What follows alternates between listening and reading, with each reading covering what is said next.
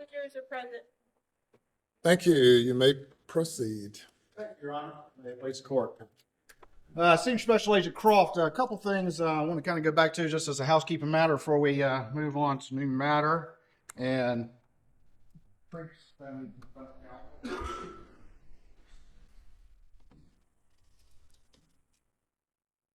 all right, I'll show you some images.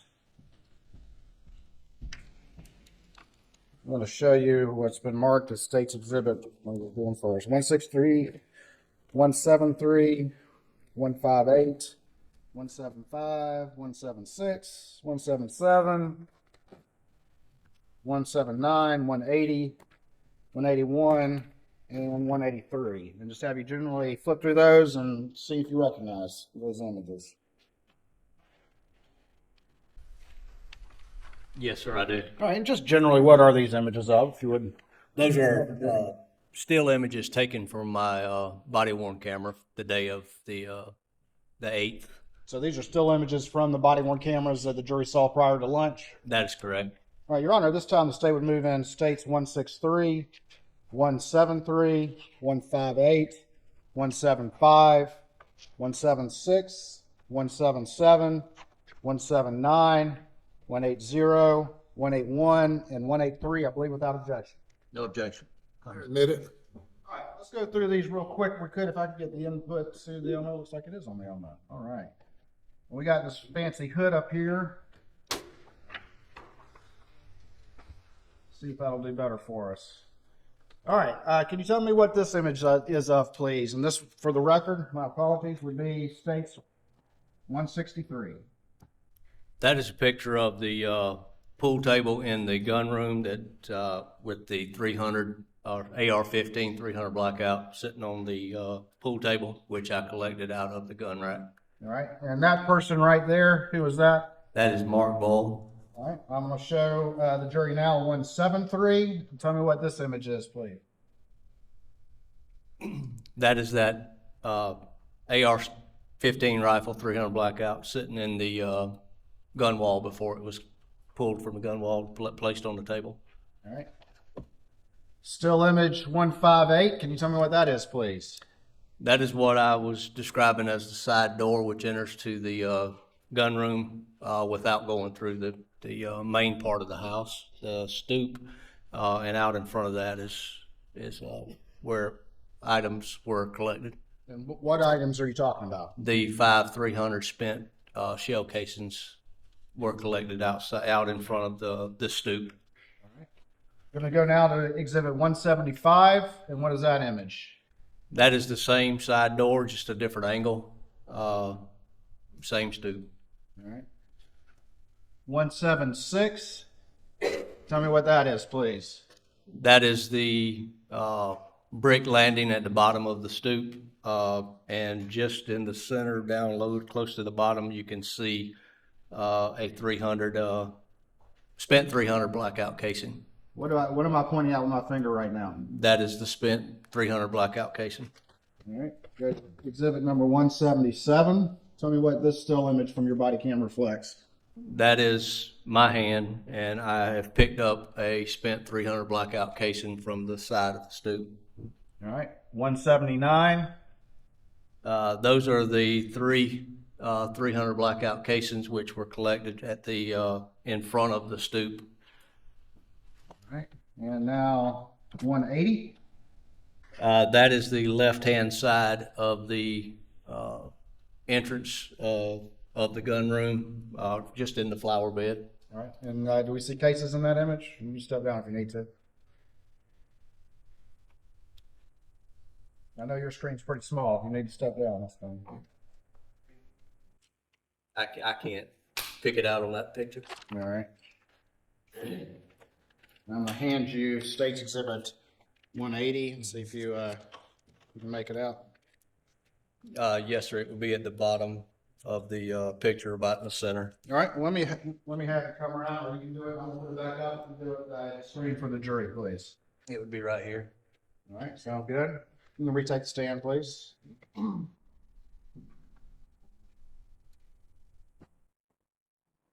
on to 181. tell the jury what this still image reflects, please? That is three of the 300 blackout spent casings that was collected at the base of at the front of the stoop. All right. And then finally, jumping the gun, we have 183. Tell me what that reflects. That would be to the, I believe, the right-hand side of the stoop, and just at the end of my hand, I'm fixing to pick up a spent 300 blackout casing. What is my finger pointing to right there? That is the 300 blackout casing, which I'm talking about. Right before lunch, there was admitted in evidence states 152 and 151, and you got your readers with you? I do, yes, sir. Can you remind us where those items were collected, please? The ammo was collected from the shelving in the gun room, 300 blackout ammo, on 9/13 of 21, and the 300 blackout the 243 magazine with 300 blackout ammo in it was collected from a black Ford F-150 that was located on the property. And you got a knife on? I do, yes, sir. You mind opening that exhibit for us? And let's take a look at those items, please. Let's go ahead and do mess with that one first, if we could. Can you remove the item from its packaging, please?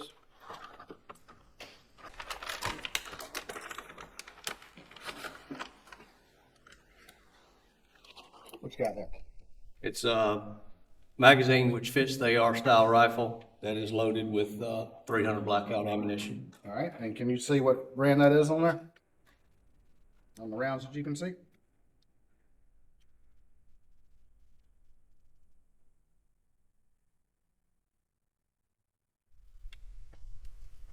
Appears to be S&B 300 blackout. S&B 300 blackout. Yes, sir. I'm gonna take that item. I'm gonna put this up on the screen so the jury. Before we move on, we're not pulling all the ammo out. Does this magazine appear to be relatively full? It's pretty heavy, so it's pretty full. All right. I'm gonna ask you to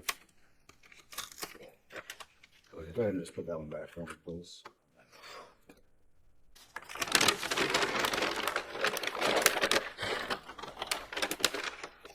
What you got in there? This is another magazine that fits the AR style rifle. It's loaded with 300 blackout. Can you tell the particular brand of that 300 blackout? It's head stamped S&B 300 blackout. All right. I'm gonna go put that up on the screen for the jury.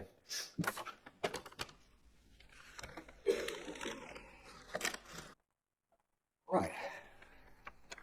Just real quick before you put it back, we're not taking all the bullets out or cartridges out, does that appear to be fairly well loaded? It's got some weight to it. It feels like it's fairly loaded. All right, if you can return that to its bag, please. I'm gonna put those back in the plastic bag for me.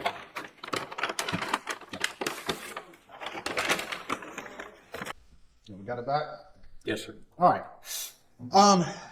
Going back to June 8th, 2021, were you present when any efforts were made to collect the cell phone belonging to Maggie Murdaugh? Yes, sir, I was. All right. And who all were you present with when that when that happened? And just kind of describe the events as they took place, please. It was myself, Special Agent McAllister, Captain Ryan Neal, Dylan Hightower. There was one or two more people there, but I don't recall. Okay. And ultimately, was that phone located? The phone was located a short distance from the crime scene. All right. And where was it, just generally? If you would come out of 41, out of the driveway of the residence, take a right on Moselle Road, quarter mile, half mile. I don't recall the exact distance. On the left-hand side of the road, kind of in the grass area. When y'all found it, what happened then? Who picked it up? Who collected it? What happened to it at that point? Captain Neal picked it up. Special Agent McAllister held it in her hand while a picture was taken of it, gloved hand. We were given the passcode to the phone. Passcode was entered into the phone just to verify that it would work, it would unlock. and it did work. It did unlock. It was immediately shut, locked back, and then passcode was written on a sticky note. It was packaged and ultimately turned over to crime scene. Okay, and you were there when all that happened, is that correct? That is correct, yes. Aside from the things y'all just described, was it otherwise manipulated or tampered with or changed in any way? No, sir, it was not. All right, I'm going to show you what's been previously marked for identification at this time as Exhibit 204, and have you just take a look at that and see if you recognize that item.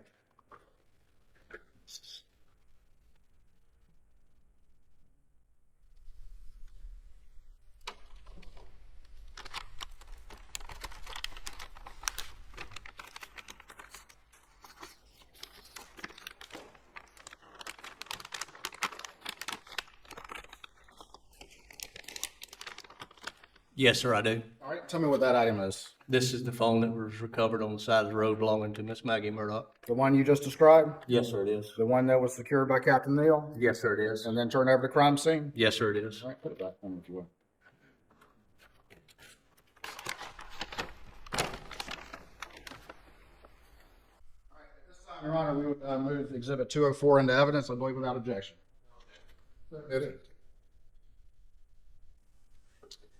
Let me ask you this question. Do you know a guy by the name of John Bedingfield? Yes, sir, I do. And is that somebody you knew before this case? Yes, sir, it is. And how do you know him, just generally? John grew up in Buccal, just like myself. He actually has a son that's the same age as my son. They went to school together, played ball together. I've known John for a number of years. And what does John do for a living, do you know? He is a DNR officer. All right, and does he have a side business? He does. And just generally, what does that side business do? He's got a gun business where he builds, works on firearms. Okay. And prior to this case ever happening, did you ever have any conversation with John Bedingfield about whether or not he had assembled any guns for Alex Murdaugh? Yes, sir, I did. Okay. And is that something that you knew prior to this case ever taking place? Yes, sir, it is. After this case took place, well, let me ask you this. Did you know what ammunition was used by those guns that were assembled by John Bedingfield for Alex Murdaugh? Yes, sir. And what ammunition was used in those guns? Hearsay. Response. Yes, not all for the truth of the matter asserted this time, but effect on the listener for his actions. Anything further? It's still hearsay, and I'm not sure what his actions are in response to the hearsay. I mean, he's asking questions about what he learned well before these crimes. Objections overruled. And so what was the ammunition in the guns from what John Bedingfield told you? The guns were built and chambered for 300 Blackout. All right. As this case developed, did that prior fact that you knew, that caused you to take any actions? Yes, sir, it did. And tell me what actions you took based on that prior knowledge you had. I contacted John Bedingfield and asked him if he could provide me with paperwork for the weapons that was purchased by Mr. Alex Murdaugh. All right. And was that after these particular crimes that took place? That was after, yes, sir. All right. You remember roughly when that was? It was within a day or so that I talked to him, yes, sir. All right. And did he ultimately provide you some paperwork? Yes, sir, he did. Was that the only conversation you had with John Bedingfield about the 300 blackouts that he built for Alex Murdaugh? No, sir, it was not. Was there a subsequent conversation? Yes, sir. Did you call him back or did he call you back? I called him back and then to require of potential additional 300 Blackout that was purchased by and paid for by Miss Maggie Murdaugh. Okay. So you called him with an inquiry, is that correct? That is correct. Tell me what your inquiry was to John Bedingfield after he initially provided you some paperwork. I'm sorry, sir. I couldn't hear you. Sorry, turned away. That's okay. Tell me what your specific inquiry was to John Bedingfield that second time when there was a subsequent conversation. The second time that I talked to John was to inquire about whether or not he built a third 300 Blackout to replace a gun that Paul had misplaced or had gotten stolen earlier in 2017. All right. And in response to that inquiry, did John Bedingfield provide you some additional paperwork? Yes, he did. All right. I'm going to show you what's been marked as standby for me real quick. All right, I'm going to show you what's been marked at this time for identification only. States 247. Stand by for me. All right, I'm going to ask you to look at what's been marked for identification only this time as Exhibit 247 and see if you recognize that paperwork. Yes, sir, I do. All right, and just again, without describing the contents, tell the jury what this paperwork is, please. It's a copy of canceled checks and copy of the sale of firearm. All right, and this was documentation that was provided to you in response to your inquiries to John Bedingfield? That is correct. And who gave this documentation to you? John Bedingfield. All right, I'm gonna, again, without going into the contents, look at the second page and tell me, is that the document that was provided in response to your second inquiry when you called him back about the third blackout? Yes, sir, it is. Thank you. All right, I'm gonna show you two exhibits. I'm gonna show you what's been marked as State's Exhibit 162 first, and it's a disc, and see if you recognize that particular exhibit, please.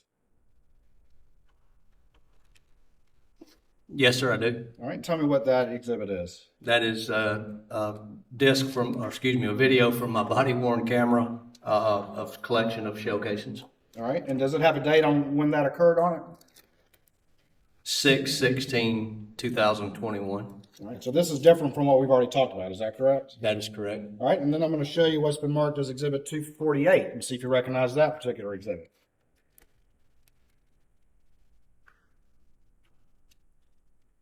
Yes, sir, I do. All right, and is that additional body cam footage from that search on 6/16/21? That is correct. All right, Your Honor, at this time, I would move both Exhibits 248 and 162 into evidence complete without objection. Correct, Your Honor. Admitted.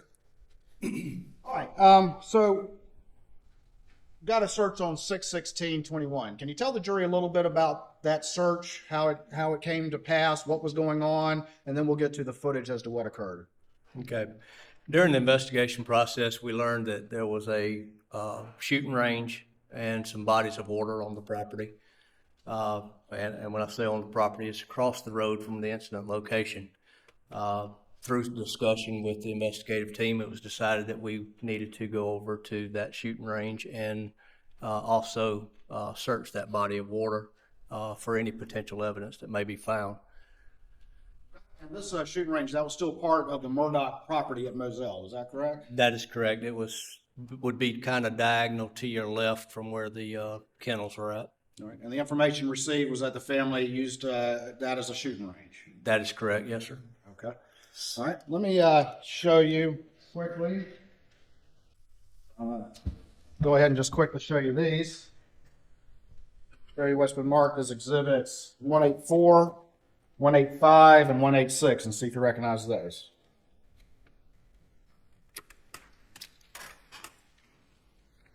Yes, sir, I do. All right, and tell me what those are generally, please. One is the picture of the shoot house. The other is a picture of the inside of the shoot house, and then the third picture is a picture of the area next to the waterway where we collected some items. All right, Your Honor, this time I would move exhibits 184, 185, and 186. Takes exhibits in evidence, I believe, without objection. No objection. All right, very quickly, put this up on the screen. 184. Again, tell the jury what that is, please. That is what I'm describing as a shoot house. It has a bench inside where you would set up to shoot targets out in front. All right, 185. What does that represent, please? That is on the inside of the shoot house, the chair, the stand where you would sit, and obviously the rail where you would rest your weapon. All right, what are these little shiny things on the floor there? That's brass from firearms that's already been fired. All right, and is that how the scene looked when you found it? Yes, sir, it is. All right, and then finally 186. What does that represent? That is two 12-gauge spent shotgun shells that was collected over near the waterway behind where we had set our dive trailer up. All right. If I could have the inputs changed to the video, please. For the record, I'm going to fast forward it to about 43 seconds into the video. Is that the shooting house as you observed it? Yes, sir, it is. I'm now at 1 minute and 19 seconds, and I have it paused. But tell me, what is this thing right here that's kind of up on the counter of that shooting house? That would be a rest that you would put your rifle in when you're sighting it in or shooting downrange at targets to help stabilize it. All right, when you're sighting it in, just real quick, explain with the jury what you're trying to do when you sight in a rifle that you would use that rest for.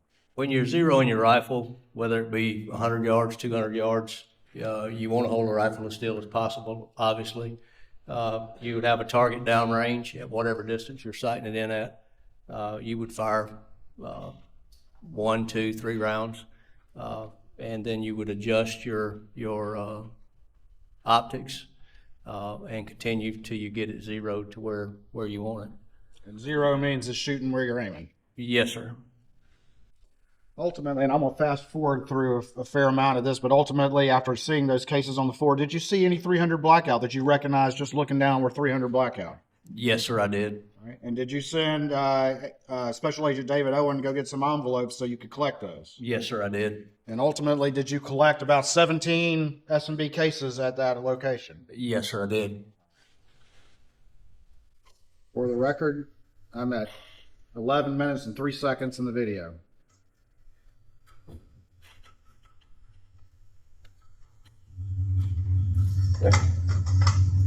What is it? 300? 300 blackout? Head snap is S&B. Okay. 300. That AAC be okay? What are you reading out right there? I'm reading the numbers, the identifiers off the head stamp of the shell casing. All right. Moving now to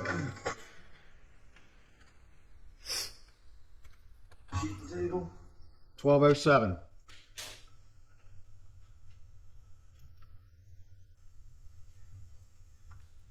S&B 300.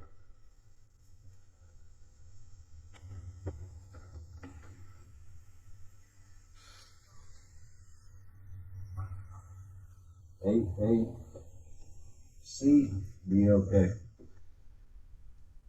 Same ammunition? Yes, sir. All right. I'm going to move now.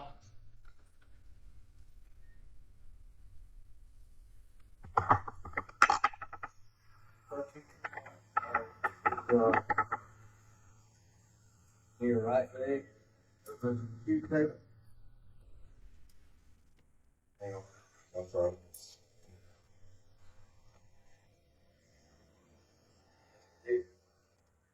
The 300 blackout AAC be okay. Same thing? Yes, sir, it is.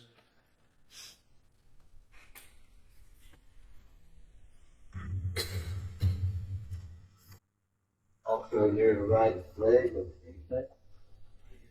Run here.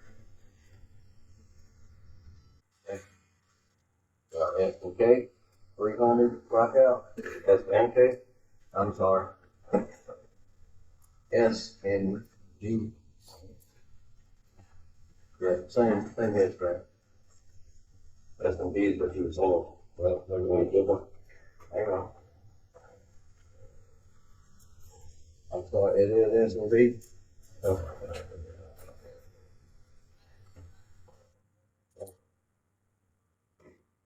AAC, be okay. Same thing? Yes, sir, it is. 1619. S and B, 300, blackout, AAC, be okay. Same thing? Yes, sir, it is. 1721.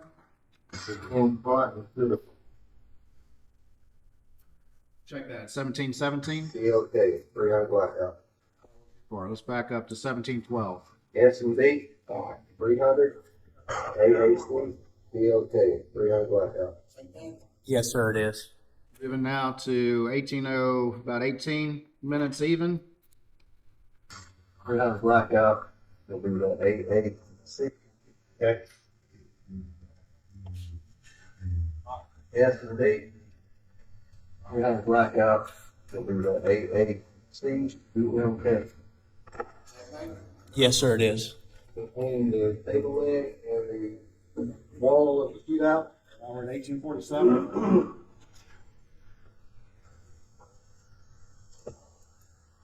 Gonna be S&B. 300 blackouts will be 300 AAC. Okay. Same thing? Yes, sir.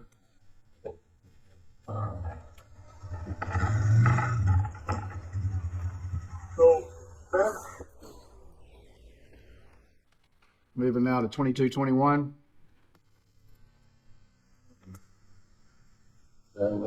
Excuse me, 2216. S&B, 300 AAC BLK. Same thing? Yes, sir, it is. Okay. 2309. Will be S&B, 300 blackout. Yes, that AAC BLK. Same thing? Yes, sir, it is. Moving up to the right front Now we're at 2356. corner.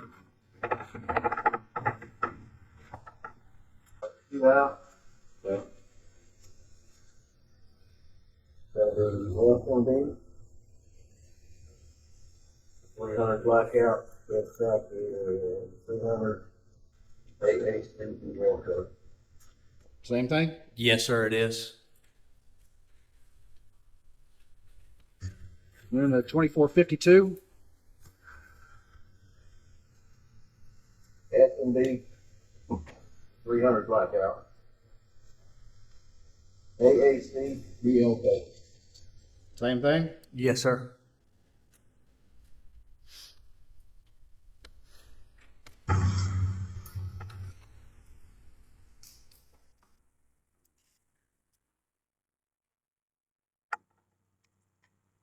You'll have to go get some more envelopes at this point. I think that's what we just went to do. All right, I'm gonna move it forward. All right, we're at now at 2802.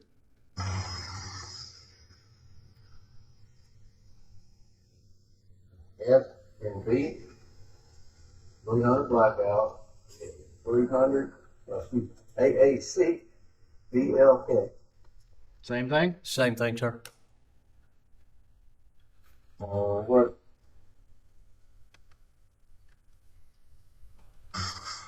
We're now at 2908.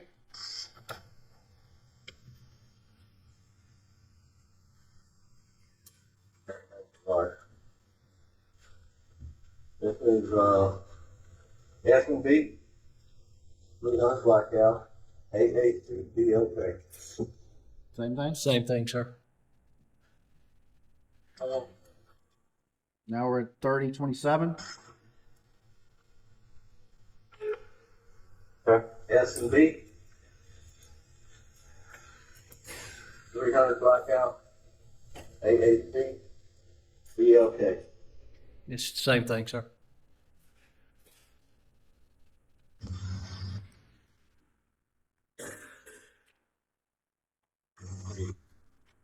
Now we're at 3132.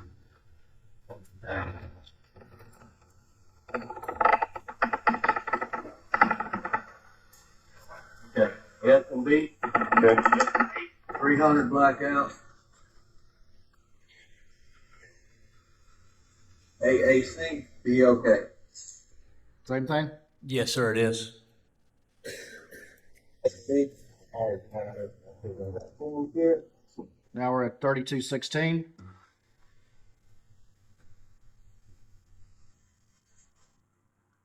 S&B,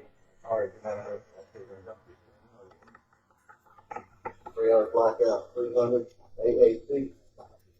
Same thing? Yes, sir, it is. Almost done. Now we're at 3332. Proposed out in front of the chair. S&B. AHCBLK, 300 Blackout. Same thing? Yes, sir, it is. Will be in front of the, keep the chair on We're now at 3428. the table. S&B. 300 Blackout. AHCBLK. AA. Same thing. Yes, sir, it is. You participated in multiple searches at various locations on the Murdaugh property at Moselle Road, is that correct? Yes, sir, I did. Did you repeatedly find S&B 300 Blackout ammunition, both fired and unfired, at various locations throughout that property? Yes, sir, I did. All right, we'll do one more very quick one, and this will be Exhibit 248. I'm going to fast forward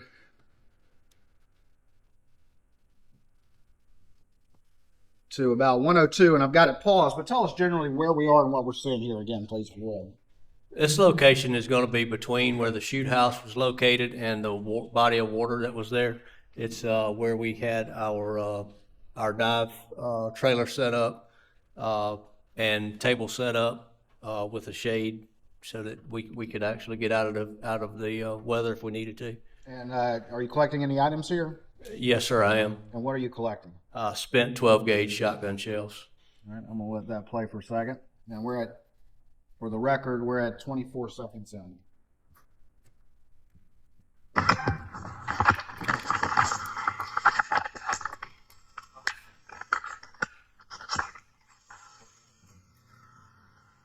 Hold that.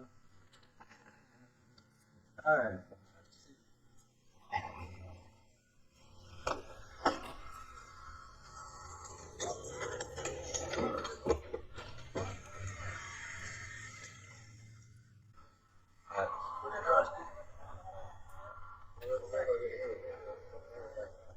For the record, I'm stopping at 1 minute and 14 seconds. I'm going to show you again what's been marked as State's Exhibit 21. And are there, in fact, shotgun shells present in there? There is. All right. And where were those collected from, those red shotgun shells? It's depicted on the video on the Murdaugh property right near the waterway All right. at the shooting range.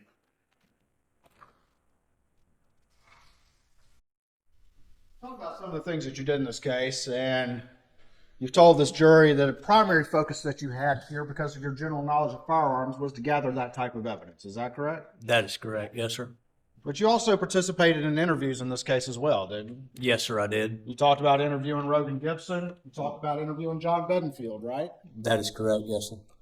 Did you interview the defendant or participate in an interview with the defendant? Yes, sir, I did. You remember what day that was that you participated in an interview with the defendant? I don't remember the actual date. Let me show you Exhibit 243 and see if you recognize this exhibit. Okay.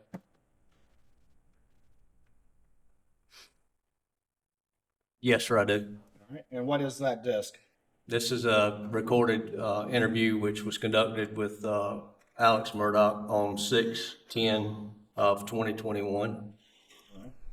Are your initials on this disc? They are.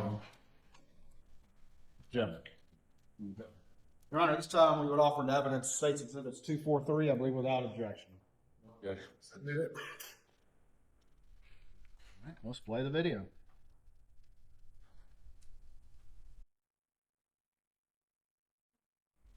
Just do a quick bit of housekeeping. You had talked earlier about your inquiries to John Bedingfield about the 300 blackouts. Is that correct? That is correct. Yes, sir. And I want to show you what's been marked for ID only 245 at this time and see if you recognize that document. You pull it out of the sleeve.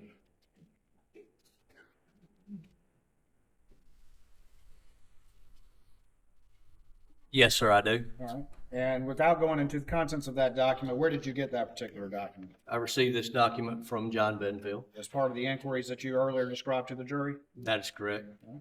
Take that out. The interview of the defendant on June 10th, 2021, where did that take place? It was in Senior Special Agent David Owens' patrol vehicle in the yard of Mr. John Marvin Murdaugh's hunting lodge. Your Honor, this time we're going to play Exhibit 243, the second interview of Alex Murdaugh.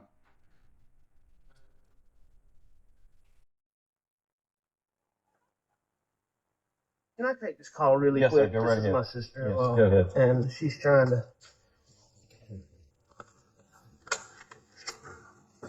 Hey, Mary.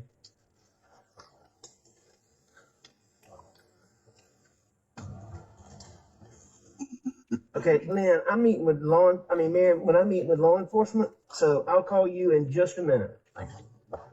Don't have a card to me. That's fine. Did Chelsea call you? Okay. Can you let Chelsea know and then make her run Lynn down?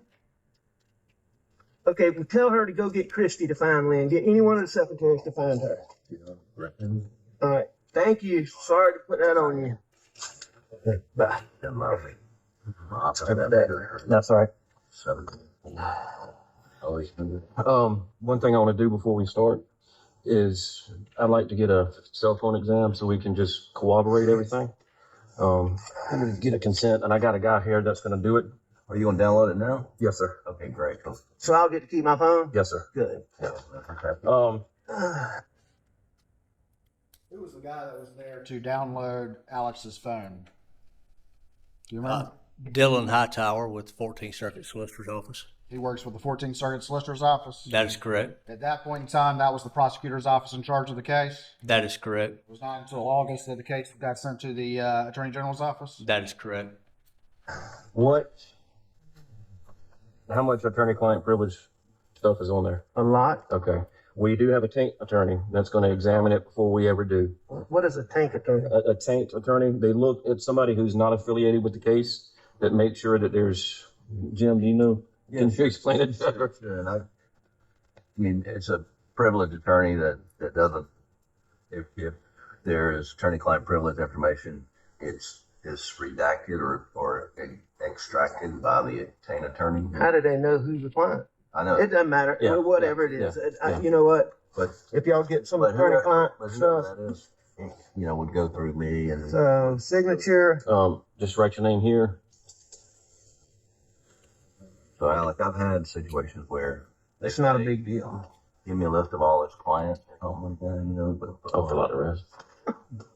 Yeah, I think the big thing, Joe, is, when you download that phone, I don't know if emails come with it or not, because that's probably where all this attorney-client privilege goes. And we can actually isolate the emails. Yeah, that's right.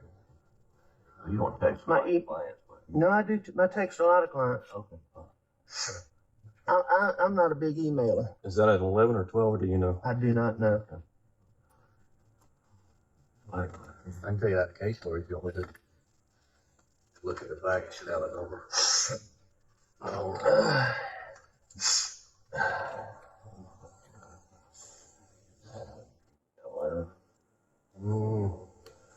Yeah, what was your date of birth again, Mr. Murdaugh? 2768.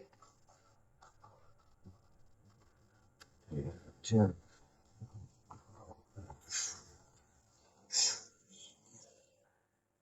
And the last social. Get over 7 You get the right? 7483. I'm sorry. That's all right.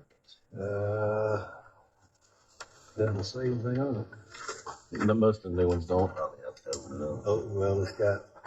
Jim, you want to witness that for me, please?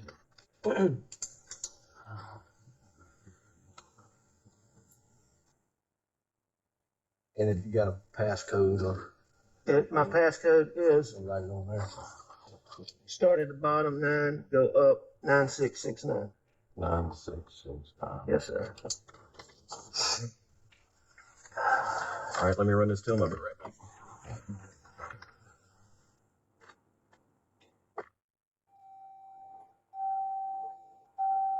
Where are you from, sir? I'm actually from Barnwell. Oh, yeah? Yes, sir. I got some cousins in Barnwell. Got people in Barnwell too. Mixon. Mixing oil? Yeah. Okay. Yeah, that was my. You kin to Dickie Mixon? I don't know. You know that mixing oil with my Uncle Ray mixed, and his son Teddy and Bobby and a bunch of them. Then You know, Freddie mixed. Oh, I knew Freddie Mixon very well. And his wife Anna, Jill. Freddie goes to Elko Church. Yeah, not anymore. He did. I mean, he went. Well, he did. Yeah. Well, you know, I was at his funeral. He had a Tiger Paw casket funeral. He's a big Clemson guy. you know Big John Bedingfield, don't you? Oh yeah. I know John. That's my cousin. Okay. Out right there. John Bedingfield, the DNR officer who is also the one that built the AR style rifles, 300 Blackout for him. And Sweet Caroline. John's son and my son are the same age. They were in school together. So, did you grow up in Boston? Yes, sir. All right, sir. So he's got it. He's taking care of that. But I get it back. Yes, sir. Yes, sir. Oh, All right, sir. So when we spoke the other night, I got kind of a basic overview, yes, sir. and it was pretty traumatic. That's okay. yeah, I know so, you yeah. need to ask me. You ask me what you need to. So I want you to, let's start Monday morning and take me through your day. Monday morning, you know, did I do Monday morning? My wife and my older son had gone to the baseball games that weekend. Mm-hmm. You know, I really can't remember what I did Monday. I know I went to work, Okay. but you know, I think I was dragging a little bit from the weekend, and but I went to work. I usually mess around on my farm, and then I go to work. I was at work. Okay. You know, Were you at the office in Hampton, or? yes, sir. Okay. Yes, sir. So I was at my office in Hampton. You know, I mean, I was just at my office doing, Legal work. yes, sir. I'm sure I can go back and probably recreate some specifics if you need me to, but I can't like sit here and recall on the top of my head exactly what I was working on. I know one thing I was working on was we had some big motions coming up in a Dominion Energy case. I was getting ready for those.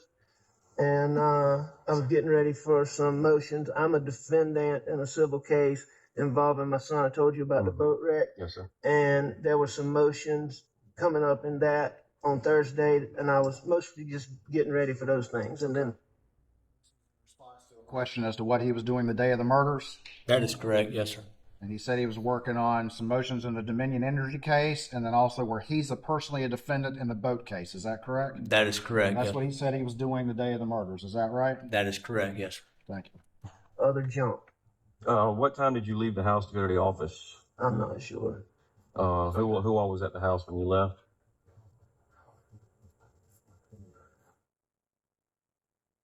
To go to my office Yes. that morning, Or when you got up, who was at the house? I'm sure my wife was. And I can't remember if Blanca had made it out there yet or not. And who was Blanca? Blanca is our housekeeper. Okay. Okay. And she comes different. She doesn't have set hours, but she comes most days. She'll be able to tell you if I was there when she left or not. I can't remember. And so you went to the office, you did, some motions. What time did you leave the office? What was the name of the housekeeper? Blanca, Yeah, when she left or not. I can't remember. And so you went to the office, you did, some motions. What time did you leave the office? I left a little bit earlier than normal because my son Paul was coming home. Okay.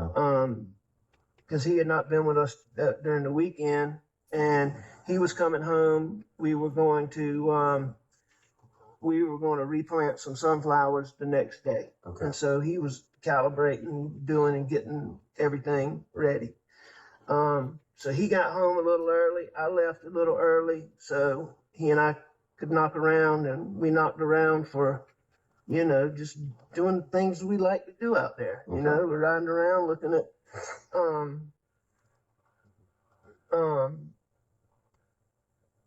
food plots, looking for hogs, a little bit of target shooting, just bullshit. Yeah.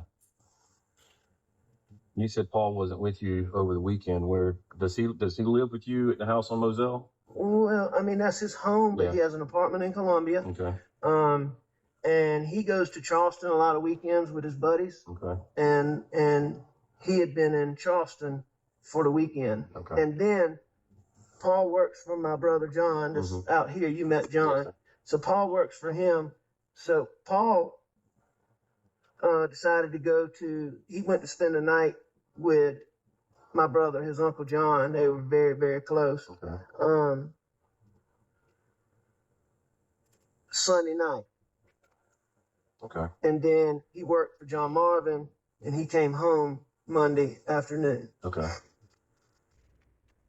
Just real quick, Alex Murdaugh told you that he left work a little earlier than normal. Is that correct? Yes, sir, that's what he said. And one of the things he told you is they were riding around looking for hogs. Is that right? Looking for hogs, yes, sir. Do people often use 300 Blackout to shoot hogs? They do. About roughly what time in the afternoon? You know, I would think it'd be somewhere in the 5 o'clock range, a little bit. It was broad daylight when we were. It wasn't dusk, dark, or late. Okay. You know, and we rode. You know, we just rode around. We rode around our dove field, looking at how the corn was doing. He and I had planted corn in the dove field, and he planted the corn in the duck pond, and he was, you know, showing me how much better his corn was doing than mine was. And we rode around the duck pond. I mean, we just, you know, we rode the property. Yes, sir. You know, we rode the property. Then, you know, I mean, we rode around so much. We just rode. Okay. Probably.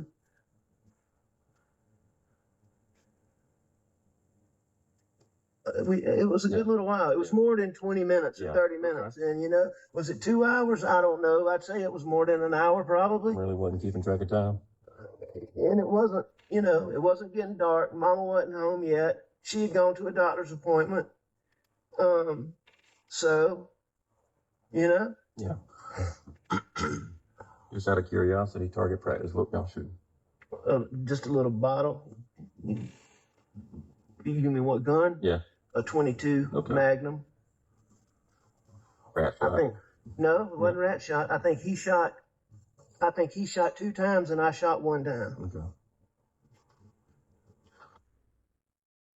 Told you that shot just a couple of times. The target shooting at a bottle 22 Magnum. Is that correct? That is correct.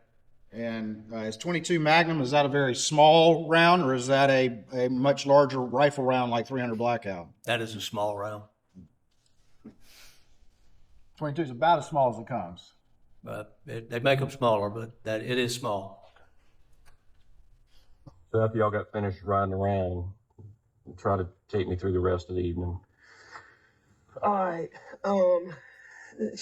You know, at some point we were all back at the house together. Mm-hmm. Maggie had gotten home, and you know, we sat down, we ate supper, which we usually eat supper together. The one thing I remember, I don't know how much detail y'all want, so if I start talking about something that you don't need, just tell me and I'll move to something else. The more detail, the better. So Paul has been having high blood pressure, and his mama was worried sick about it. So we were actually, you know, this was a direct thing, getting him, he doesn't like to go to doctors, making him go get his blood pressure checked. His feet had swollen up recently. Wow. So, you know, it was a big, huge deal. Okay. You know, we hung around the house for a little while. I know that Maggie went to the kennels. I don't know exactly where Paul went, but he left the house too. Okay. How did Maggie get down to the kennels? I don't know exactly, but on normal occasions, she would drive a buggy, drive a 4-wheeler, or very common for her to walk. Okay. How about Paul? What? Paul wasn't much of a walker, but he would use all of the others. Okay. But I mean, it could be anyway, Okay. you know? I don't know exactly. I wish I could help you with that. So they left and went down to the kennels, Well, Maggie went to go to the kennels. Okay, Paul left. And I'm assuming, Paul left Okay. because of, Gotcha. what happened. I'm assuming Paul Yeah. went to the kennels. Okay. And what did you do once Maggie and Paul left? I stayed in the house. After Maggie and Paul went to the kennels, He stayed in the house. I'm assuming Paul Yeah. went to the kennels. Okay. And what did you do once Maggie and Paul left? I stayed in the house. Okay. And I was watching TV, looking at my phone, and I actually fell asleep on the couch. Okay. And what time did you? I don't know wake up? exactly what time I woke up, but when y'all get my phone, I think one of the first things I did when I got up was call Maggie because I was going to my mom's. And I know I texted her because I checked my phone. And what time did we say the text was, Jim? It's like 9:06. I didn't see it. Yeah, I got it written down from the I other night. showed you the other night, didn't I? Yes, sir. I got the. So, I texted her. So I called her just before that. And she didn't answer at that point. And I left to go to my mom's. Okay. Y'all will just have to look. I'm not sure if I called Paul or Well, not. and that's why we're getting the phone so we can nail down the times and everything. So I left, drove. I'm gonna tell y'all this, even though I think it's kind of crazy. I was certain that I heard them pull up. I was positive that I heard, and people don't just come out there. We don't get like passed through. I was certain that I heard them pull up, but they didn't. Okay. Defendant told you that he thought he heard somebody pull up, but they didn't, Yes, sir. and that was before, according to him, he left the house. Is that correct? That is correct. Well, if you heard something pull up, what did it sound like? I can't tell you what it sounded like. I just know that I thought that my wife had pulled up, or that Paul had pulled up. Would it have been the buggy that she normally drives, or would it be a car? No, I had the impression that a car pulled up. Okay. And had you woken up by that time, but hadn't left for your mom's? yep. Okay. But it wasn't much time in between there because I left pretty damn close. It wasn't much time between me waking up and me leaving the house. Okay. And when I went outside, there's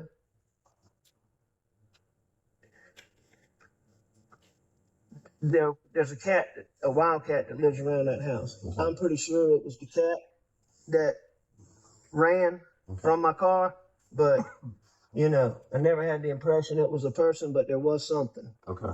At this point, the defendant tells you something about a wildcat running. He wasn't sure if it was a person. Yes, sir. That's what he says. But I really don't think, I'm just throwing that out there I got because it was in my mind. Yeah. No, that's fine. All right. That's totally fine. I left. I drove to my mom's. I checked on And my she mom. lives right out here, correct? She lives at Alameda. Checked on my mom. Talked with Shelly for a few minutes. Shelly is The caregiver. okay. And I know that I called some people on the way there. I know I returned a call from my brother John. I know that I called Chris Wilson. I know that I talked to Buster.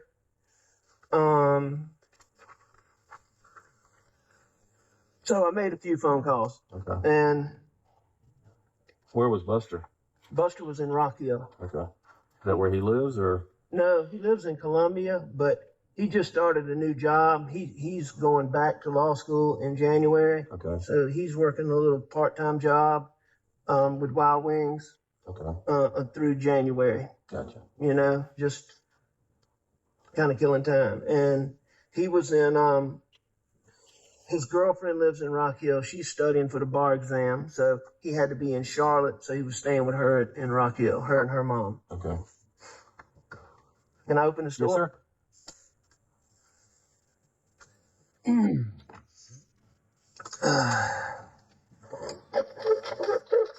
So All right, so where are we? All right, so then I you left your my mom's mom's. and making phone calls. I left my mom's and I went back home, got to the house. I went inside. Nobody was there. I got in the car. I went back to the kennels and, you know, And when you went back to the kennels, besides Maggie and Paul, did you see anybody, any cars? I didn't see Take anything your right time. there. No, sir. Take your time. You know, I saw Maggie and I saw Paul laying down. I knew, you know, I didn't know, you know, I knew it was bad. I went over there and, you know, I saw it. Yeah. And, you know, I called 911. Okay. And what made you decide to go back to the house and get a gun? Yeah, I just think the whole scene had me freaked out. Okay. Did you take your car back up there, or did you run up there? You know, I drove. Okay. How did Alex Murdaugh say he went back to the house after finding Maggie and Paul to supposedly go get a gun? He drove. And of course, the shotgun that we have is the one you brought back. They were asking me earlier. I'm not sure which one it was. Jim, it was a 12 gauge. I know. Yeah, Ronnie had a question if it was 12 or 20. It was a 12 gauge. It was that camo there. Yes, sir. I think it was the 12 camo Benelli. I think so. But that's about all you got, Benelli out there, right? And we talked about this a little bit the other night too. I know Paul had been getting some threats and getting some being assaulted from, you know, the boat. Who stands out in your mind besides the boat incident? Who stands out in your mind that would want to come after Paul and or Maggie? I mean, sir, I can't think of anybody who would want to go to that extreme. You know, I mean, he got a bunch of threats, mostly from, you know,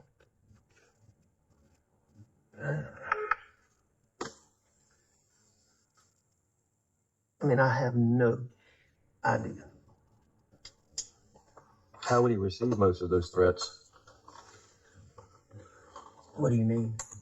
I mean, would people call and hang up on him, or send him text, it or wasn't so social much media? that. No, it was mostly like in-person confrontations, are the ones that I learned about. Now, I suspect his friends can probably tell you about more, because I doubt Paul told me about all of them. Okay. But I knew about a lot of them. You know, there were a lot of times where people would come up to him and he'd be like, they'd say something about, you know, you gonna tell me who was driving that boat, or you little piece of shit, were you driving that boat? You know, stuff like that. Okay. Who did he go to Charleston with in the boat that weekend? I don't know exactly. I know that, I mean, I know who his buddies are, but specifically who was on the boat with him, I'm not sure. Okay. You know, but I can give you a list of names of who it probably was. So, Joe, I don't know if you want me to weigh in here. You may want to put your pens down, but a good buddy of mine's son went fishing with me yesterday out in the ocean, and he has a best friend, and his dad's name is Lee Chapman. But Yeah. the kid said, Lee's son said, that Paul slept on his couch in Charleston 2 nights before he was murdered. So it's Lee Chapman's son. I can get his name. You probably know Lee's son. I don't know, but he goes to the Citadel. But that's where Paul was. Okay. And I learned that yesterday out on the fishing trip with his. I haven't said it. Well, cool. I mean, yes, sir. If you could get me Lee Chapman's son's contact information. There was a bunch of Chapman cousins that Paul was very close with. The closest one being Wills Chapman and Frank Chapman. Wills Chapman's his name, but I'll get your number for And you. that, Frank is John Chapman's son, and Wills is Lee Chapman's son. Yeah, okay. that's where you want. And those boys are, you know, they're just really good boys and friends of Paul's. And one of them is Wheels with an S, right? That's right. And Wills goes to the Citadel, that you understand? No, he's graduated from. Graduated from. And Frank was in the Citadel, but I think he had some kind of, Okay. academic troubles. But I'm telling you now, I can promise you that, those boys love Paul. Well, It's absolutely. Well, and I None just of want to them. talk to him about their weekend and, Sure. yeah. I can tell you this, in riding around with Paul, he was his normal bright,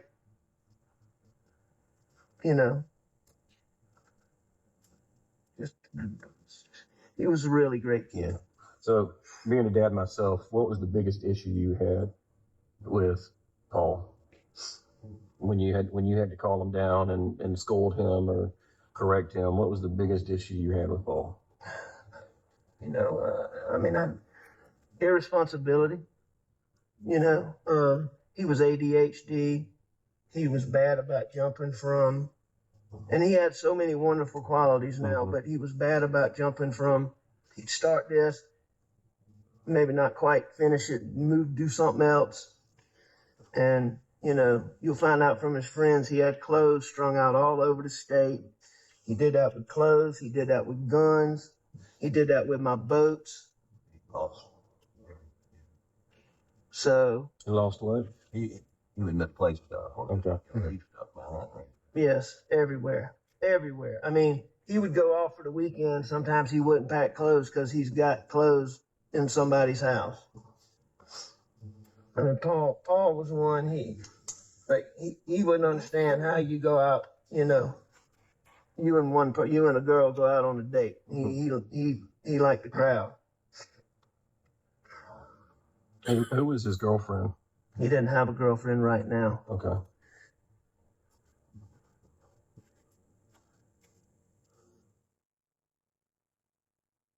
Alex, last time I don't know, like 2 weeks ago, although we texted, he was going to Greenville for a weekend. He had friends up there, girlfriend up there. No, we had a family thing in Greenville, and he came up, Paul didn't play golf. He came up on Friday and stayed Saturday, and then he left to go to Charleston, and we stayed another day to play golf. I thought maybe a girl. My niece on my wife's side is having a baby, and we went up for that. And you said on Monday Maggie had a doctor's appointment in Charleston. And I know we talked about this on Monday. Do you call the doctor that she went to, or for what the reason was? Maggie had a couple little things going on, and I personally think she was going to see Dr. Gordine, but I'm not positive. Okay. I'm pretty sure that's who it was. I can find out Yeah. specifically though. Her mom will know. Okay.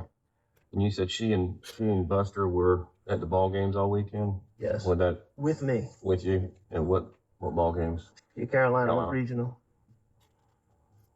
They didn't make it past those, did they? No. All right. Paul was in Charleston, so he didn't hang out with y'all that weekend. No, sir.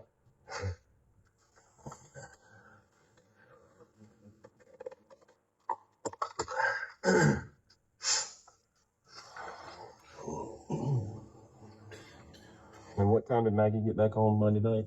It was after Paul and I had gone. She was not there when Paul and I left to go mess around. Okay. So, it was sometime after that. So there was a point when, she got back, we got back.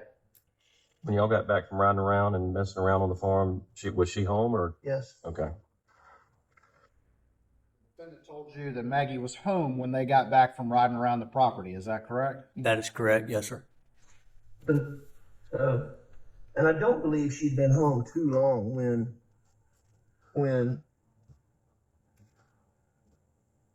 And what's her car? That Mercedes that's out there? Yes, sir. Okay.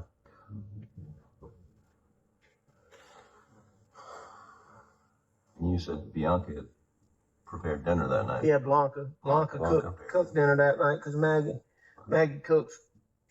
When the boys are home, or she tries to really for me, but She wasn't going to be there that day, so she had Blanca cook a meal. How is your relationship with Maggie? Very good. As good as it could possibly be. I mean, you know, we had our issues, but wonderful. And I'm just trying to understand the family dynamic. I understand you got to do what you got to do. I promise.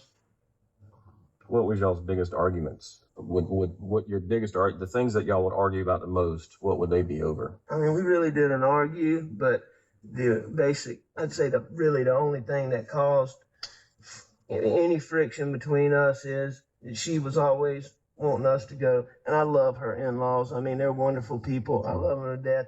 She was always wanting to go there, stay there a little longer than me and the boys wanted to stay. That was really, and it really, you know, she'd get ticked off. Yeah. You mean her family? You said her in-law. You mean her family? I mean, her family.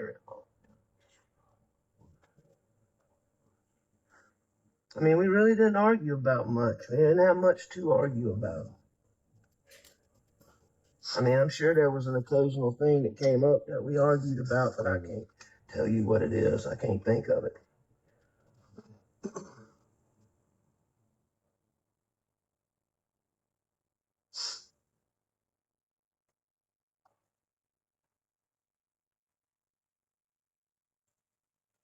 Yeah.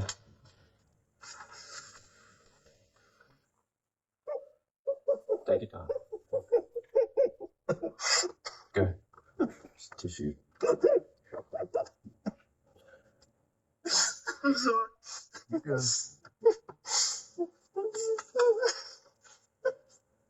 Hey, she was a wonderful girl and a wonderful wife. She was a great mother. She, you know, she didn't work, and she always said it was her job since she was privileged enough not to work. She was gonna make sure she took care of me and the boys, and I mean, she did everything. She did absolutely everything. I'm sorry. No, you have every right to do that.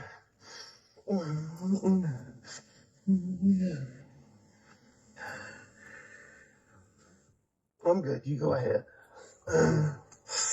That afternoon or during the time you and Paul were running, Yes, sir. did y'all go up to around the kennels or anything? Did y'all do anything up toward the kennels? I'm sure we did. You know, that's our main shop is, you know, right there. But, you know, I mean, we're normally in there for long times tinkering. And I will say that particular day, we did not tinker around there a bunch, you know?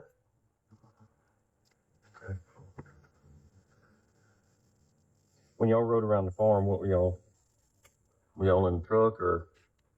Well, we were actually in two trucks. We rode in one truck and then we rode in another truck some.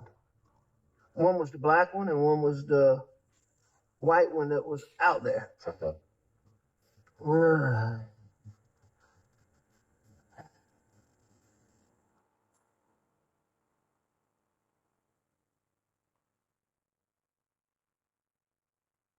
Mr. Alex, Yes, sir. you know, the other day when we were there, we came in and we were talking to John a little bit. Sure. And you obviously got a lot of, I say a lot, you said 20 to 25 weapons. Yes, sir. And you know kind of what you got as far as any kind of, what kind of weapon you may have? I'm pretty much, yes, sir. And I know you might not own them all, but can you kind of run down what you had, what you got, you know, right there? That I own or that's in there now. That you own. All right. That I It's own. in there, you know, or wherever they're at. And, you know, I mean, Paul has guns scattered all over the place. So, you know, some of our guns aren't there. But so you want to know all of them or you want to know what I think is in my house, or what was in my house on Monday. Yeah, what was in your house? Let's start with what was in your house on Monday. Okay, whatever was in my house on Monday is exactly what was there, minus one shotgun that y'all got. Okay. No guns have been moved for, there hadn't been any guns moved in and out of there other than when Paul was home. When Paul came home, he would ride around and shoot hogs a lot. What would he shoot hogs with? Primarily he would shoot them with Buster's gun. Because Okay. Paul had a 300 Blackout. Okay. And it got, he says it got stolen. And it's been gone for some time. What did he say Paul liked to do? To this repeating what the tape says. The jury can hear the tape, and just stopping and repeating exactly what Mr. Murdaugh said on the tape. This witness was actually present, and while there is a recording, he's also fair to relate to the jury what he heard being present for that very conversation. I overrule the objection. Thank you. But anyway, And let me ask the question again. What did Mr. Murdaugh tell you that Paul liked to do? Ride around and shoot hogs. And what did Mr. Murdaugh tell you that the weapon was he used to do that? He used his brother's 300 Blackout. so he would use his brother's Blackout a lot of times. So Buster also had a 300. I gave them both one. Okay. When was that? Uh, About. years ago, Okay. More than a year ago. more than a year ago. All right, but he would do anything. Paul had this, like a little light that I used that night. Paul would take that thing up to, by 308, and I mean he was always rigging something.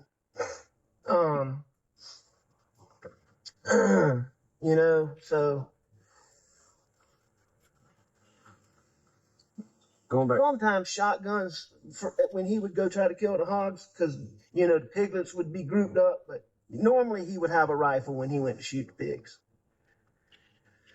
So, all right, so going back to the guns, y'all want me to tell y'all what was in there? Don't y'all, have an inventory? I videoed that the thing. I didn't write down everything that you had.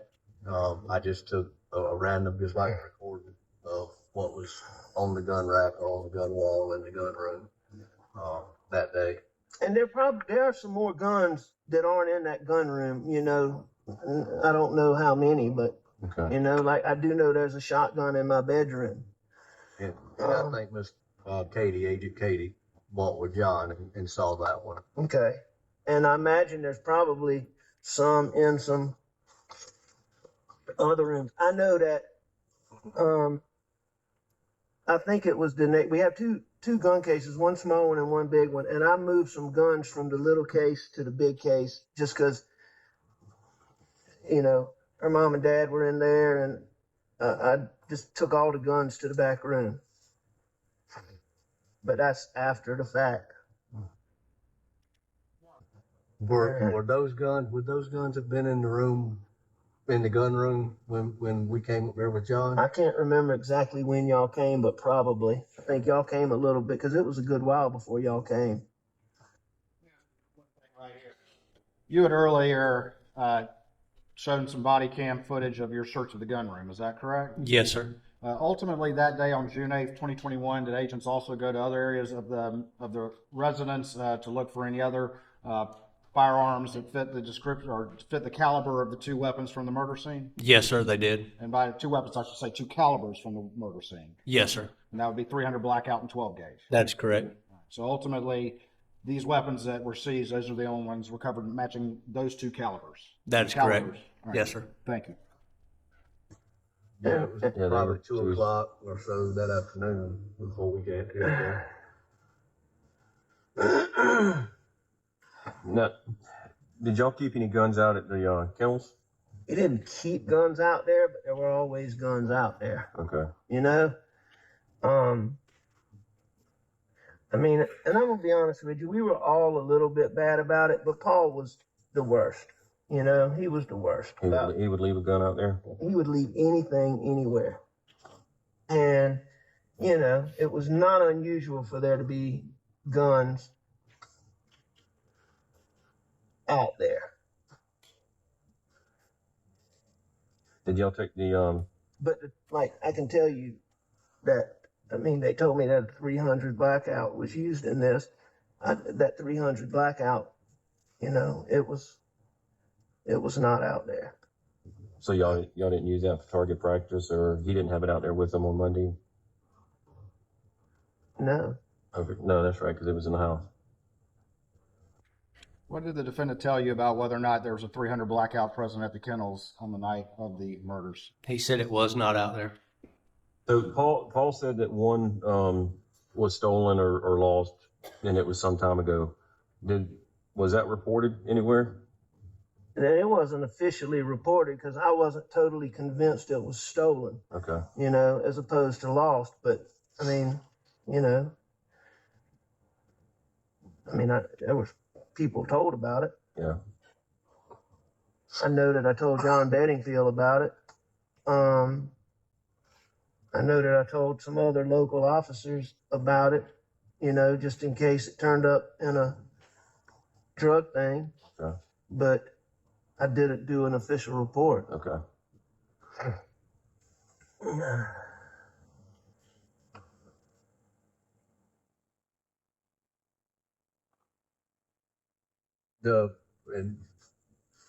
The two that you bought for the boys, that each one of them had one, and the one Paul lost, is that the only ones that you have? Well, I'm gonna tell you this. I thought that Paul got another one replaced, but Buster said we didn't. But I was certain that we did.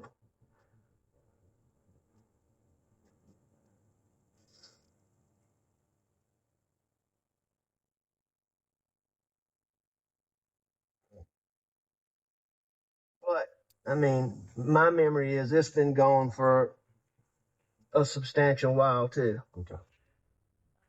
Long pause. What did Alex Murdaugh, the defendant over there, tell you about the third Blackout? To his memory, it had been gone for a substantial amount of time, too. Do you remember anything about them as far as were they the same colors?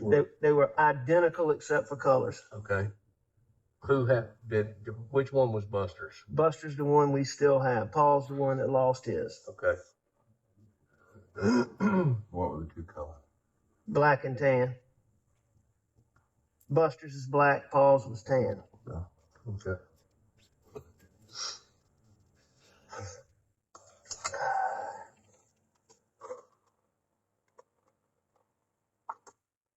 And you say you thought you replaced it after you lost it for another one, but Buster says you didn't. I believe that we did. Okay. I mean, there'll be a record of that, won't it? Could be, yes, sir. I know we replaced.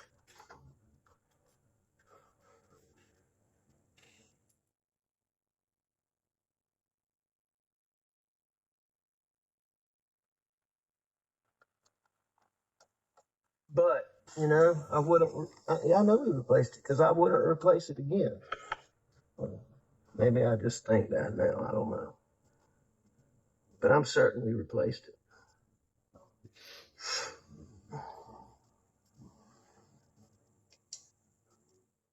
it. Have you talked to CB Rowe since Monday or Tuesday? Yes, sir. Because I know we talked about what he had done on the farm. Is he still employed? He's still employed because I got to have somebody keeping it clean. But I can't keep him. Hmm. I mean, he's an idiot. Yeah. And, you know, I told you, I don't know why that story seemed important to me the other night. Yeah. I really can't see CB Rowe doing, I just can't. I really do not believe that. Well, sir. I mean, it's an odd story. It's a messed up story. And, you know, and I'm just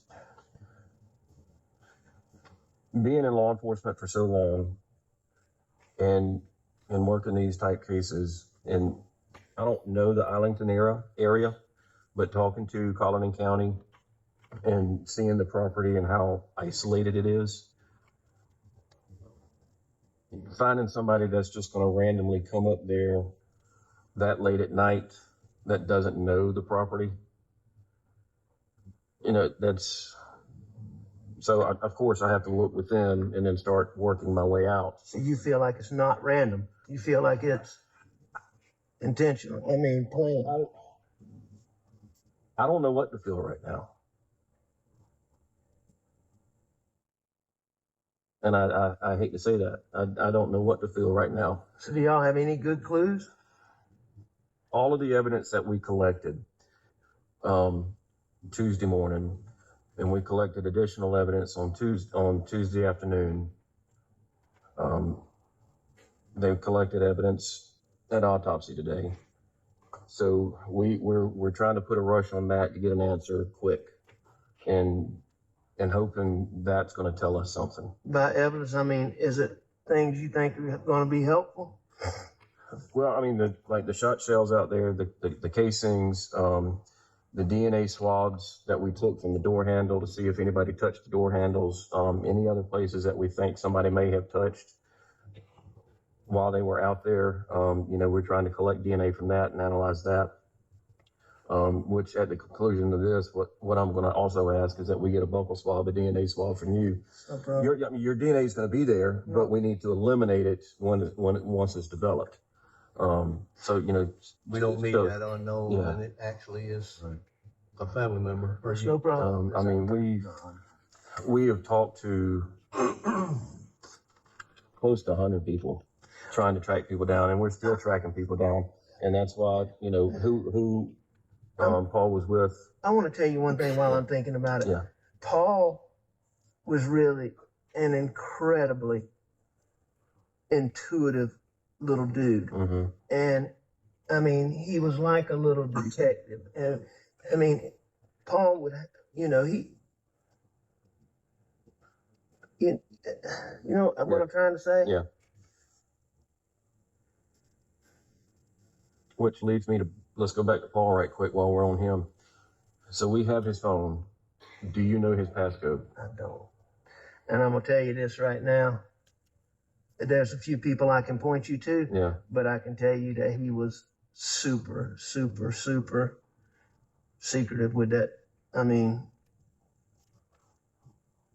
cell phone. I asked his brother if he knew it. Did the ones that they got the other day didn't work? Did y'all get any the other day? Not for Paul's phone. No. Okay. I know they got Maggie's code. I know network. Maggie. Yeah. And it works, or it worked. Yeah. I've not gotten it, but there's a lot of people out moving parts that, you know, may have gotten that information. So we'll follow up on it. If you believe somebody gave us a code for Paul's, or a possible code for Paul's. You know, maybe it was Maggie's. I don't know. Okay. But I'll find out. I will try to find out Paul's code. Okay.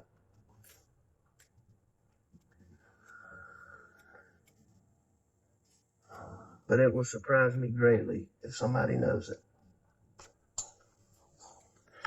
I mean, certainly, you know, talking about the investigation, certainly we're looking at every angle, trying to figure out what fits. And we're talking to, you know, people that were involved in the boat case. We're trying to track down people that Paul knew and were friends with. That's why I asked who he was in Charleston with, so we can go try and see if they might know something or try to figure something out. We're trying to get into his phone to see if there's any information, see if he got like a direct threat from somebody there. I mean, the people that are here are not the only ones working on this. We've got people out doing things right now. Thank you. I mean, we're trying to pull everything in. just the area, Arlington, unfortunately, there's not a lot of people moving around. I mean, I've got somebody looking at videos right now back at the office, combing through hours of videos that we've gone out and collected. Well, thank y'all Yeah. very much. So, Mr. Alex. You don't have to call me Miss. You just I'm- call I'm me sorry. Alec. Thank you for that Alex, courtesy. when you and Paul got back to the house, Miss Maggie's there, and y'all eat supper, which has been prepared, and you said you laid down and took a little nap, and when you got up, Maggie and Paul was gone, or did they leave when you laid down? Or before you laid down? I believe that.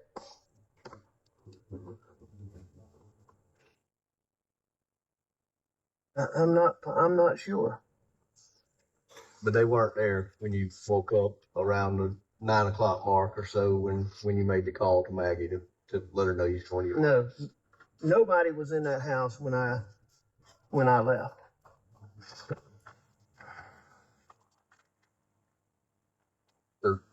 And just trying to narrow down the last time that you saw Paul and Maggie's when y'all were eating supper. Yes, sir. Up. Asked the defendant, when was the last time he saw Maggie and Paul? What did he tell you? When it was eating supper. Until you came back from your mom's and found what you found.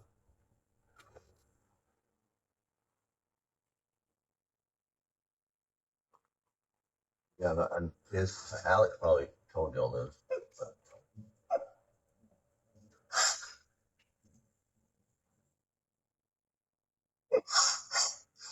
He did check for a pulse.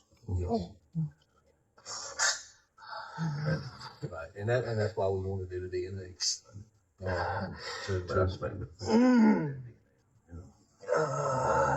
Right. Right. Right. I don't know. Yes.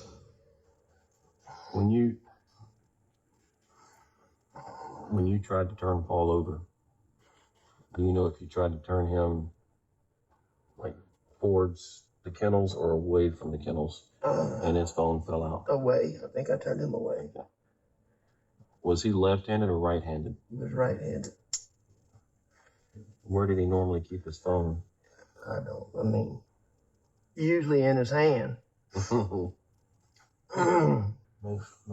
But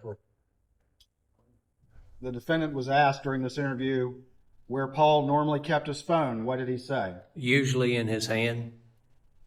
I mean, it was always on him. Pocket, hand, truck.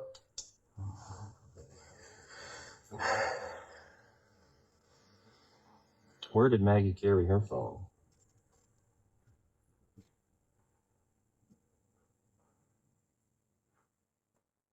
Anywhere she could? Yes, sir.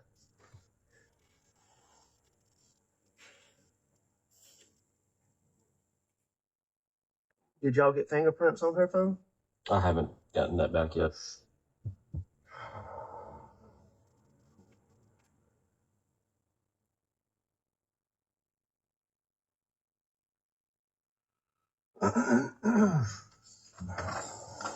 When Paul's phone came out, did you just pick it up and put it on, place it back down on him, or?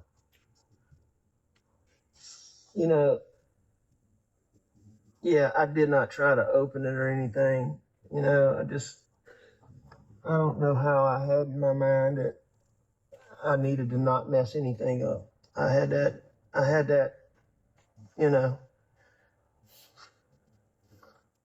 somehow I had that presence of mind that I needed to not mess anything up. And so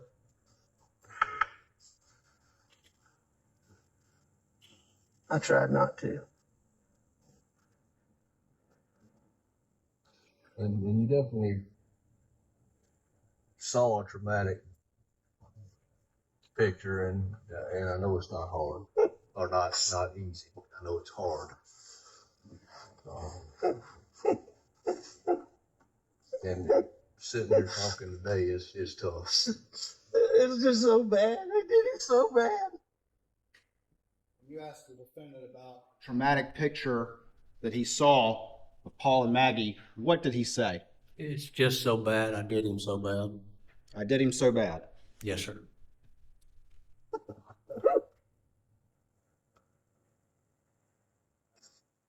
He's such a good boy, too.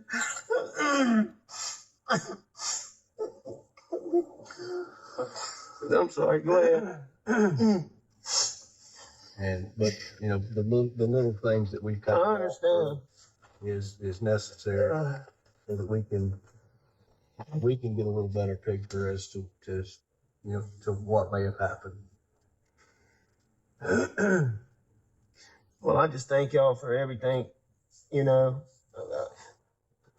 Yeah. My in-laws, my parents, my in-laws, I would like somebody to update me or my brother or somebody so that I can tell them as y'all discover things.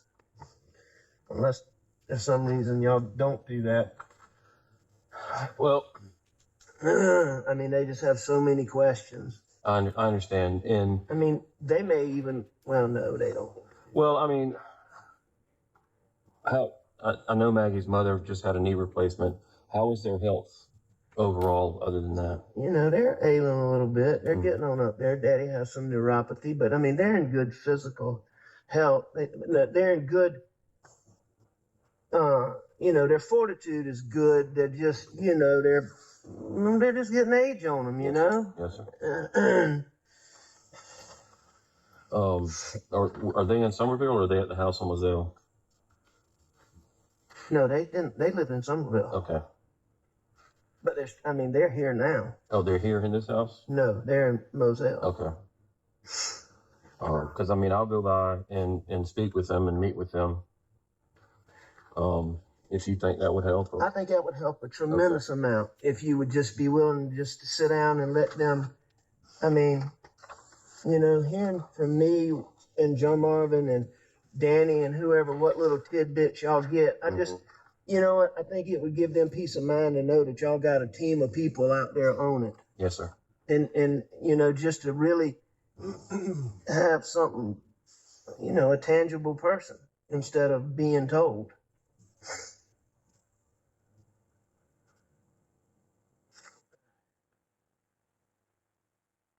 You got a contact number for Renee? Yeah, I'm getting ready to get that. Okay.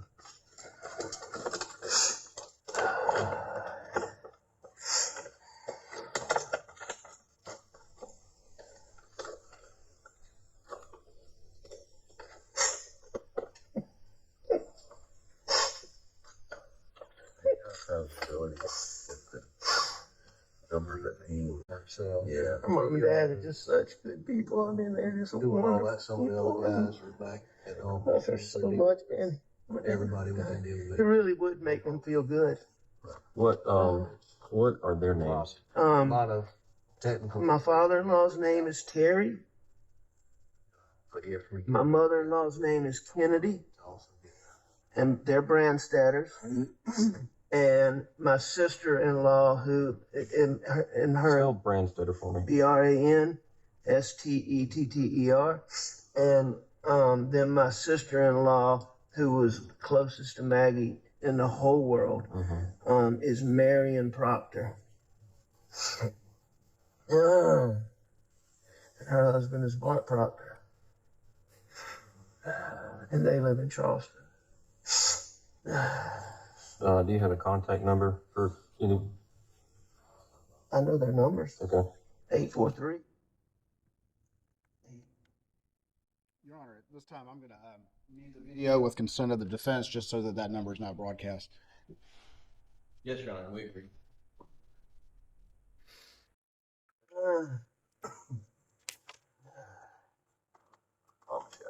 Someone, my life depended on it. I couldn't tell anybody, my mother-in-law or father-in-law.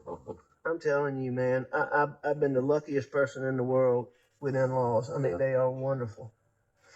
Yeah, I tell people all the time, it's my in-laws that I like, it's my wife's in-laws I don't. There you go. Let me grab a piece of paper. I'll be right back.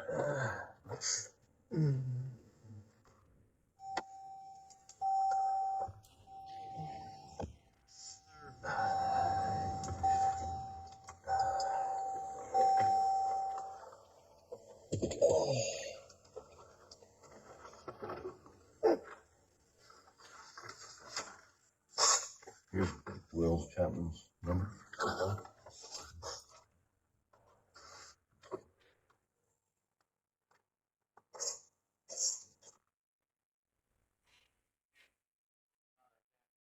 Need it because another contact number is given, I believe, with consent of the defense. Yes, Your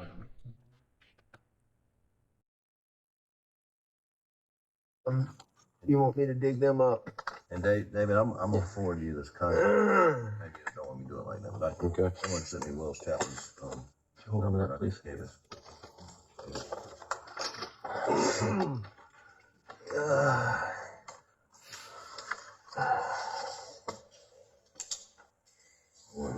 Contact.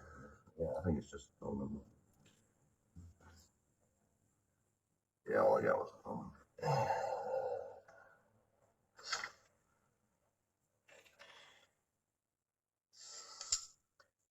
All right, so we have victim's advocate, Ms. Marion Walker. Thank you. That's her cell number. Thank you.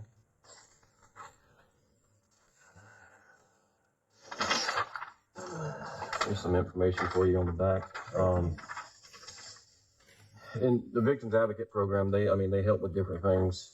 I think more specifically, what would be more beneficial, especially for you and Buster, is some counseling down the road, pre-counseling. You know, I do some assistant solicitor's work. Yeah. So, you Yeah, know, you're familiar with it. familiar with the thing, but thank you so much. Discussion about victim's advocate. What did Mr. Murdaugh tell you about his career? That he did some assistant solicitors work, and he was familiar with the program. And again, what is an assistant solicitor? He's a prosecutor which prosecutes criminal offenses. Okay. Criminal prosecutor? Yes, sir. Thanks.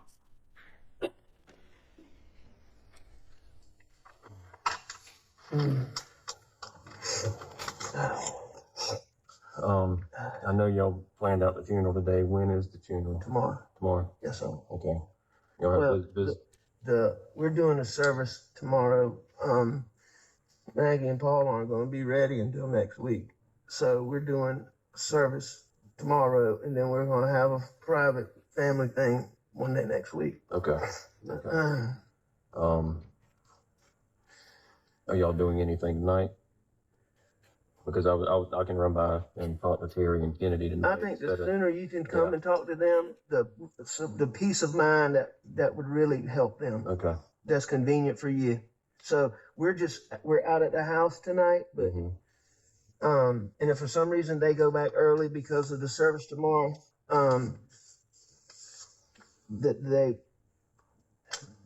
they may be staying tonight, they may not be, I'm not sure. Yeah. All of their cousins and family on the Branstetter side and the Hubbard side is coming in from Kentucky. And so they may be going back to stay with them. Okay. I'll find out and call you. I think you called me. Yes, sir. On this date of this interview on June 10th, 2021, to your knowledge, had there been another death in the family? At this point, it had not. Okay. Was there one not long after this? Yes, it was. And who died? Mr. Alex's father, And what was his name? Randolph. Jim's got my number. Okay. I gave him my I'll find out and Okay. call you in just a minute. Okay.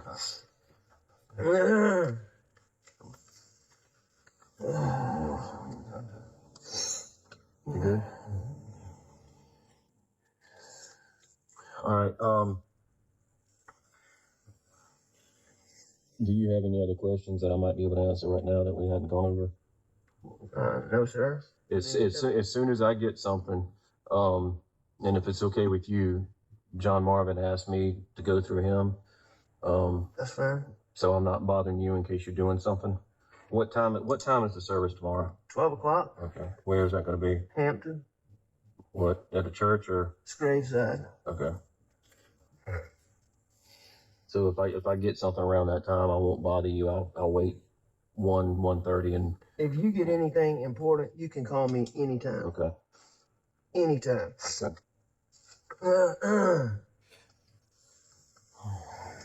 Are y'all going to publicize the service, or is it just going to be for family and friends? No, sir. It's going to be, it's going to be open, but I got TC and those, making sure there's no, I don't want any press anywhere near. Yeah. So, No, you know, they don't deserve to be near. they're gonna make sure, you know, in the town of Hampton that, you know, there's no press. Okay.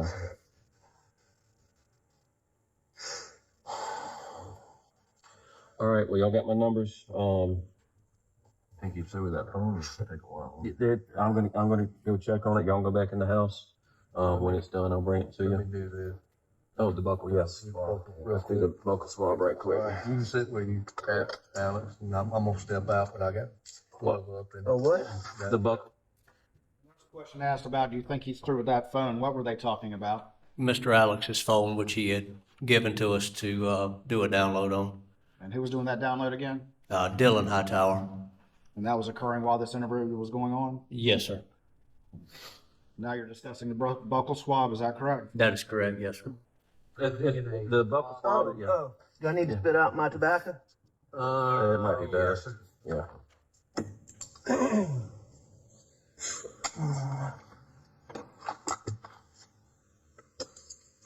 And I'll get everything together.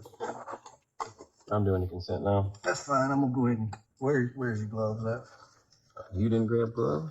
I did not, but I know one of these vehicles has got gloves. I'm not in mine. We're at 1 hour and 2 minutes. What happens next? What if anything, are you about to do? I'm fixing the glove up. I'm going to secure the cotton swabs, the sterile cotton swabs, and getting ready to do the buccal swab And who do you do the buccal swab of? on Alex Murdaugh. And the person you've been describing as Alex, the person you interviewed, do you see him in the courtroom here today? Yes, sir, I do. Can you identify him for the jury? He's sitting at the defense table with the, looks like navy blue blazer on. Can the record reflect he's identified the defendant? Thank you. I'm going to show you real quick what's been marked as State's Exhibit 157 and see if you recognize that.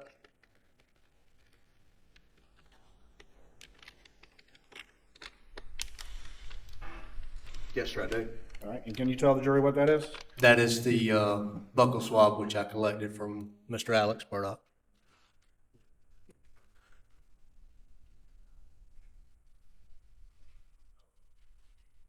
At this time, I would offer State's 157 into evidence, I believe, without objection. Is that correct? Yes, Your Honor. Read it without objection. This is the buccal swab you took that day that's on the video? Yes, sir, it is. After that, where did that buccal swab go? It was turned over to crime scene and went to the lab for testing. And is it general practice with any sort of evidence like this to secure it from any tampering while it's turned over to crime scene? Yes, sir, it is. And the writing on the back of this evidence slip, whose writing is that? That would be David Owen, and he collected by Jeff Croft. All right, thank you.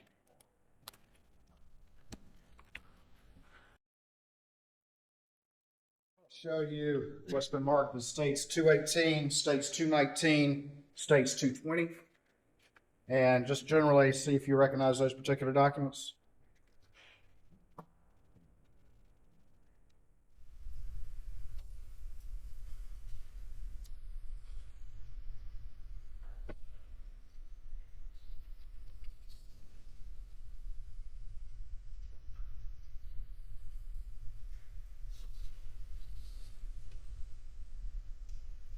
Yes, sir, I do.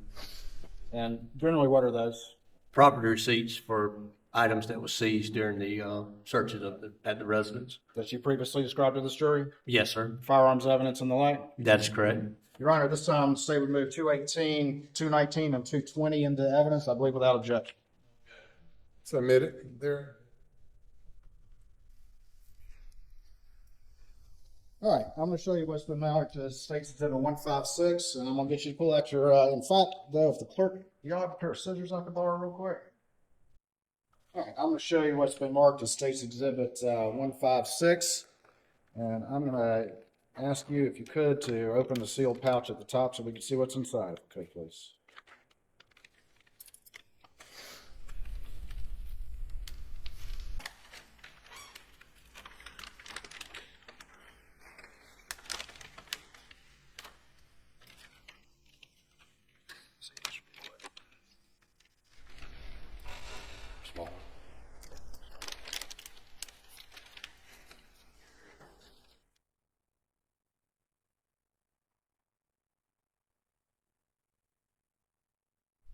All right, now I'm gonna ask you to hold on to that one.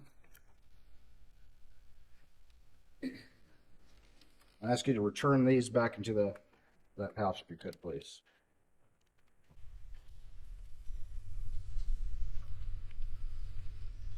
All right, I'm gonna put 156 on this particular exhibit, and can you tell the jury if you recognize that, what that is, please? That is the Buccal Swab that was collected from Rogan Gibson. Who collected that buccal swab? I did. Did Rogan consent to that buccal swab? He did. And did you secure it from any tampering and turn it over to crime scene? Yes, sir. Your Honor, at this time I would move states 156 into evidence, I believe without objection. No objection. You're admitted, or it's admitted without objection. I'm going to show you what's been marked as states 155 for identification at this time. See if you recognize this particular item. Yes, sir, I do. And tell me generally what that is, please. It's a property receipt for the buccal swab that we took, or I took from Mr. Alexander Murdaugh. And that's the one from the video that's has been played for the jury? Yes, sir, it is. At this time, Your Honor, I'd move states 155 into evidence, I believe without objection. Okay. Admitted.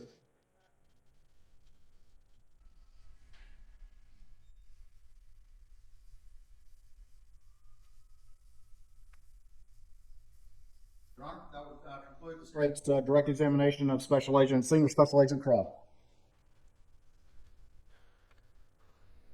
I think we will call it a day and start at 9:30 tomorrow morning. Please do not discuss the case.